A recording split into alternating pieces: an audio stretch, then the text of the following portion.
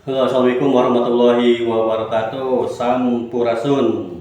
Ya, baraya semua, gimana kabarnya semua?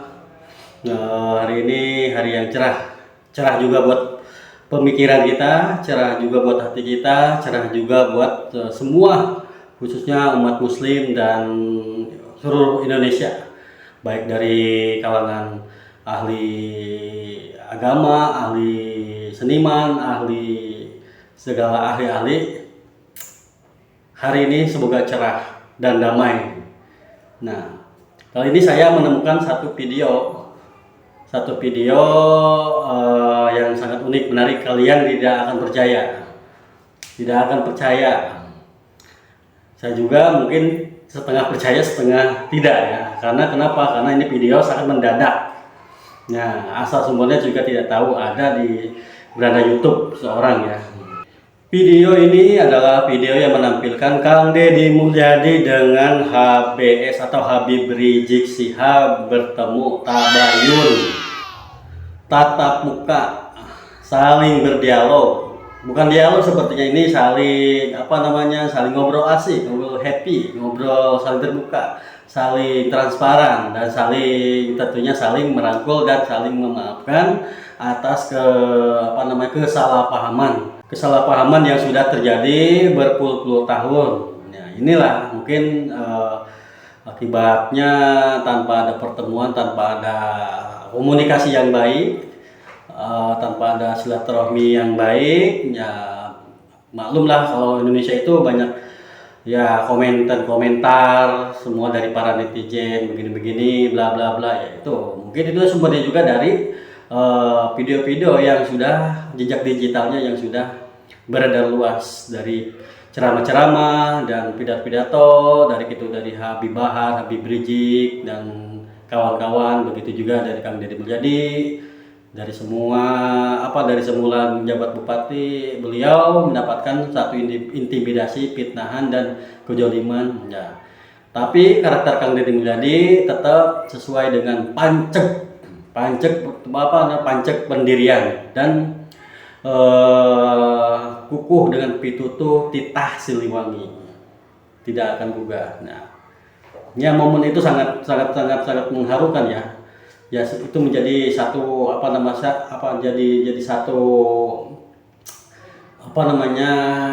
fenomena yang sangat unik ya. Bukan fenomena, itu memberikan kedamaian, mencontohkan kedamaian, keharmonisan baik dengan siapapun, yaitu diselesaikan secara komunikasi yang baik. Semua manusia punya salah, semua manusia tidak sempurna, hanya sempurna itu adalah Reoko Sampurna Kretek. Udah, langsung aja tanpa basa-basi, takut terkeburu basi, bosan nontonnya. Yuk kita simak videonya nih. Orang kan berpikir tentang, kalau saya udah biasa aja. Alhamdulillah. Tarik pelan-pelan supaya dari alam pewayangan ke alam dari terus nggak bisa. Nah makanya Wali Songo dulu menciptakan Semar, Petruk. Itu sebetulnya dalam pewayangan yang asli nggak ada. Wali Songo yang buat. Wali Songo yang buat. Nah, orang-orang inilah yang mempengaruhi ahli-ahli pewayangan tadi untuk mengenal agama. Tapi yang pikir sangat banyak sekali benda-benda makhluk-makhluk ciptaan Allah di alam semesta ini yang kita bisa tuangkan dalam bentuk seni tanpa melanggar syariat. Banyak. Cari nanti identitas baru.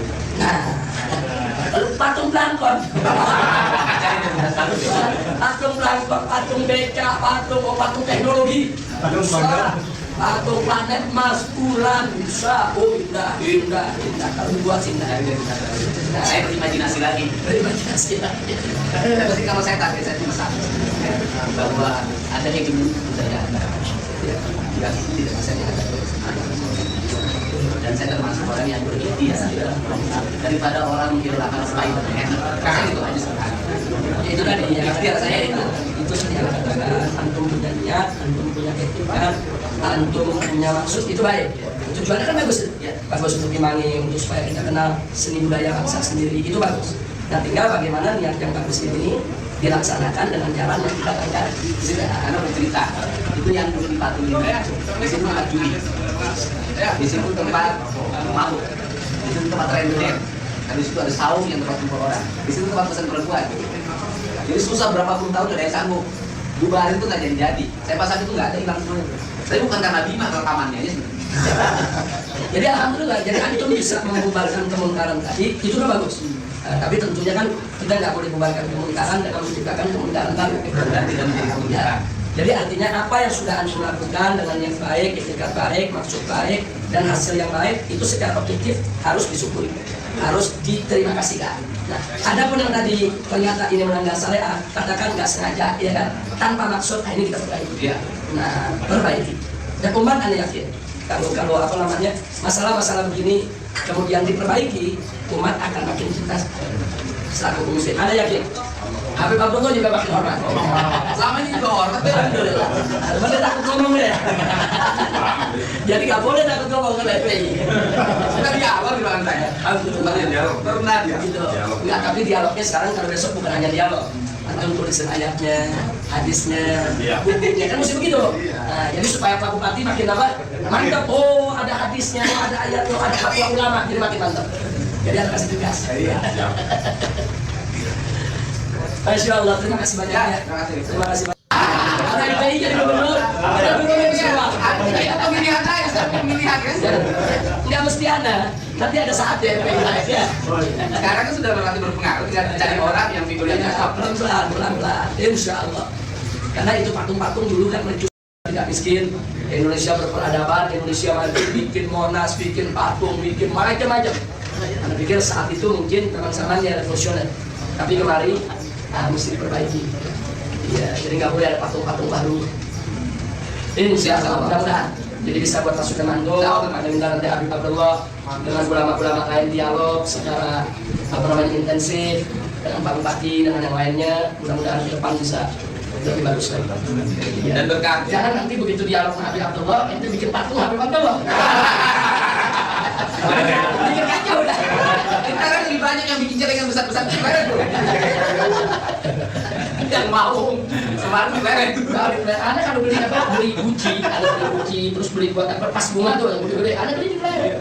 Kalau taruh di rumah, wah bagus-bagus. Aku sematu yang paling gede di Pleret. Di Pleret ya. Berarti ente punya tugas. Ujung ke ujung. Mudah-mudahan. Nah, itulah video atas pertemuannya Kang Deddy Mulyadi bersama Habib Rizik bertatap muka langsung, tabayun, bersilaturahim dengan penuh canda tawa, dengan penuh humoris ya. Ya ini satu kejadian langka ya, hanya di era Kang Deddy Mulyadi perdamaian itu tercipta ya sesuai dengan titah dan pendirian Kang Deddy Mulyadi, silih asah asih asuh. Walaupun orang itu benci kepada kita, menghina kita, meludahi kita, mengejek kita, memfitnah kita, tetap kita harus saling memaafkan. Memaafkan orang itu jahat kepada kita. Itu Kang Deddy Mulyadi jiwanya. Apalagi sebagai karakter orang Sunda, sebagai pemaaf. Gitu. Silih asah, asih dan asuh. Baik pun itu berlaku kepada semua alam, semua makhluk, baik hewan, baik tumbuhan dan seluruhnya alam yang diciptakan oleh Allah Subhanahu wa taala. Inilah pentingnya kedamaian, keharmonisan, saling komunikasi yang baik. Inilah menghasilkan kedamaian yang luar biasa. Ya, apalagi seorang tokoh-tokoh yang banyak pengaruhnya kemana-mana, ya, menjadi motivasi kepada rakyatnya semua. Oke, semoga ini menjadi satu hal contoh yang menjadikan semua Indonesia damai, tidak ada lagi keributan, tidak ada lagi propaganda, tidak ada lagi adu domba, tidak ada lagi selisih paham, tidak ada lagi saling mengejek-ngejek, tidak ada lagi saling tuduh menuduh, ya. Ya, kita kembali koreksi pada diri sendiri, meragap diri sendiri apakah kita sudah benar atau belum. Itu yang paling penting. Karena ya orang pintar banyak, berilmu, yang orang yang berilmu banyak, tapi adab yang paling penting itu jarang yang orang miliki. Oke. Saya juga masih bodoh lah. Boro-boro ahli agama, belum apa-apa, saya belum mengerti, belum paham. Ya minimal kita memiliki kebaikan sedikit, walaupun sedikit juga ya kita minimal bermanfaat buat diri sendiri, kita sendiri aja. Kalau belum mampu bermanfaat untuk orang lain, buat diri sendiri aja bermanfaat dulu. Oke, sekian. Assalamualaikum warahmatullahi wabarakatuh. Rampes.